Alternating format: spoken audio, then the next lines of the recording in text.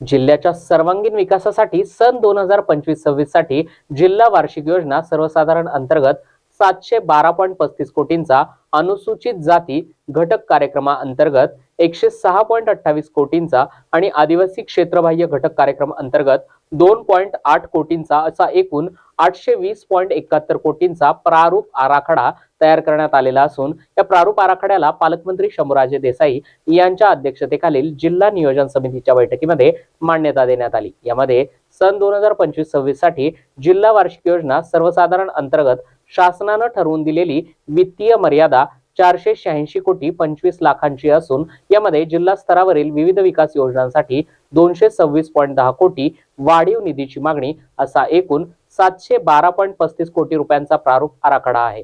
जिल्हाधिकारी कार्यालयामधील नियोजन सभागृहामध्ये झालेल्या बैठकीला सार्वजनिक बांधकाम मंत्री छत्रपती शिवेंद्रसिंहराजे भोसले, ग्रामविकास आणि पंचायत राज मंत्री जयकुमार गोरे, खासदार नितीन पाटील, खासदार श्रीमंत छत्रपती उदयनराजे भोसले, दूरदृश्य प्रणालीद्वारे खासदार धैर्यशील मोहिते पाटील, सर्वश्री आमदार शशिकांत शिंदे, जयंत आजगावकर, डॉक्टर अतुल भोसले, मनोज घोरपडे, सचिन पाटील, जिल्हाधिकारी संतोष पाटील, मुख्य कार्यकारी अधिकारी याशनी नागराजन, पोलीस अधीक्षक समीर शेख, उपवन संरक्षक आदिती भारद्वाज, जिल्हा नियोजन अधिकारी शशिकांत माळी यांच्यासह विविध विभागांचे अधिकारी या ठिकाणी उपस्थित होते।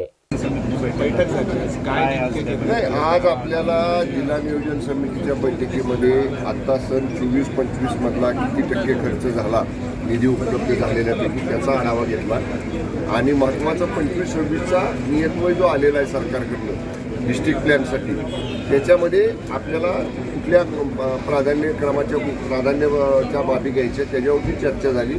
साधारणतः 712 कोटी रुपयाचा आराखडा या वर्षासाठी आपण तयार केलेले ऑफिशियल प्रेस नोट आपल्याला DIO कडनं या ठिकाणी आता थोड्या वेळामध्ये मिळेल। आपण प्राधान्यक्रम 30-54 रस्ते, 50-54 रस्ते, परत तुम्हाला सांगतो डोंगरी विभागातले साखो पूल, कृषी पर्यटन, जलपर्यटन, जी काय पर्यटनाचे विषय ते, परत स्मार्ट PSC मॉडेल स्कूल, त्याचबरोबर कृषी पंपांना ट्रान्सफॉर्मर बसवणे, त्याच्या UD नगरपालिका नगरपंचायतीनं सहाय्य अनुदान, या सगळ्या गोष्टींचा प्राधान्याच्या बाबींमध्ये आपण या ठिकाणी समावेश केलेला आहे। आणि आता 4 जण आम्ही सहकारी मंत्री आहोत, तर जिल्हा प्लॅनची बैठक 7 तारखेला आढावा त्याचा माननीय उपमुख्यमंत्री आणि वित्तमंत्री अजितदादा पवारसाहेब पुण्यामध्ये घेणार आहेत। दादांकडे 4ही आम्ही मंत्री जाऊन आग्रह करून जेवढी आम्ही मागणी केली त्या मागणीप्रमाणे निधी जिल्ह्याला द्यावा यासाठी प्रयत्न करण्याचं ठरलं। पहिली बैठक होती।